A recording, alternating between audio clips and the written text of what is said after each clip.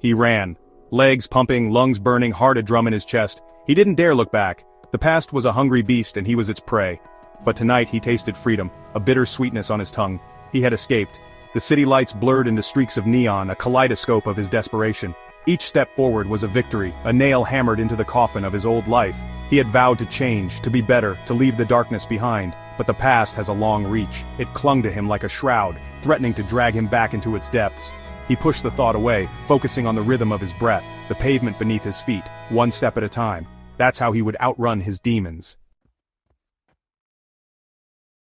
Silence. It was deafening. The roar of the city faded, replaced by a chilling quiet that pressed in on him. And then he heard them. Voices. Whispering his name, taunting him. They slithered from the darkest corners of his mind, echoes of a life he desperately wanted to forget. They reminded him of the thrill, the power, the seductive allure of the abyss. They promised him oblivion. He squeezed his eyes shut, trying to block them out. He had come too far to be lured back now. He had tasted redemption, however fleeting. He clung to it, a lifeline in a sea of doubt.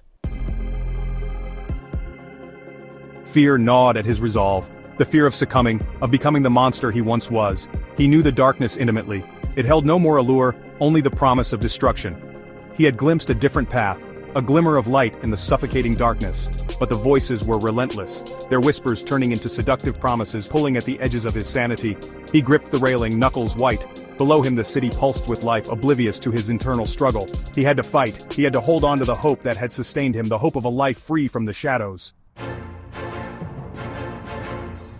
The police siren sliced through the night, a visceral reminder of his past. His pulse quickened. He knew that sound all too well, the sound of his freedom slipping away. He had spent years running, dodging the long arm of the law. His crimes were etched into his memory, a permanent stain on his soul.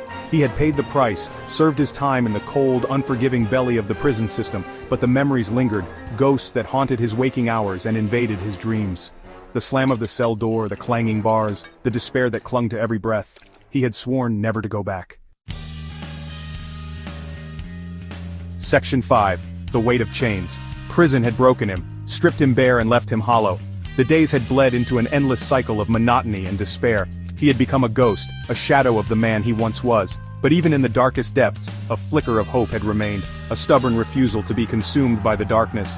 He had clung to the memory of his daughter's face, her laughter the only solace in his self-inflicted hell. He had emerged from prison a changed man, hardened by the experience but not broken. He carried the weight of his past like chains, a constant reminder of the consequences of his actions. But he was determined to break free.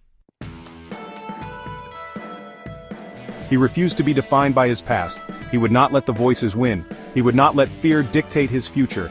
He had glimpsed the possibility of redemption, and he would seize it with both hands. He had a choice to make: succumb to the darkness that beckoned him, or fight for the light, however faint it may seem. He chose to fight. He chose life. He chose hope. The voices still whispered, but their power over him was waning. He would not be their puppet. He would not be controlled by fear. He would rise above his past, stronger and more determined than ever before. He thought of Napoleon, a man who had risen from obscurity to conquer nations, a man who had stared down defeat and emerged victorious. He drew strength from Napoleon's story, a testament to the indomitable spirit of man. He may not have an army at his command, but he had something more powerful. He had the will to overcome. He had the burning desire to prove his worth, not to the world, but to himself. He would conquer his demons. He would silence the voices that haunted him. He would rise above his past and forge a new destiny for himself. He would become the emperor of his own fate. It wouldn't be easy. He knew that. The road to redemption was paved with obstacles and temptations, but he would face them head-on, armed with the lessons he had learned and the fire of defiance burning in his soul. He would stumble. He would fall.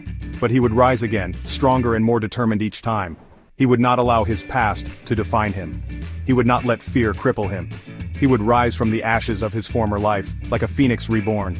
He would embrace the future, with all its uncertainties and possibilities. He would create a new narrative, a testament to the transformative power of hope and the resilience of the human spirit. The first rays of dawn pierced through the darkness, painting the sky with hues of gold and crimson. It was a new day, a fresh start. He took a deep breath, the crisp morning air filling his lungs. He didn't know what the future held, but he was no longer afraid. He had stared into the abyss and emerged victorious. He had faced his demons and found his strength. He was ready to embrace the unknown. He started walking, each step filled with purpose. He was a man transformed, tempered by fire and forged anew. He was no longer running from his past. He was running towards his future.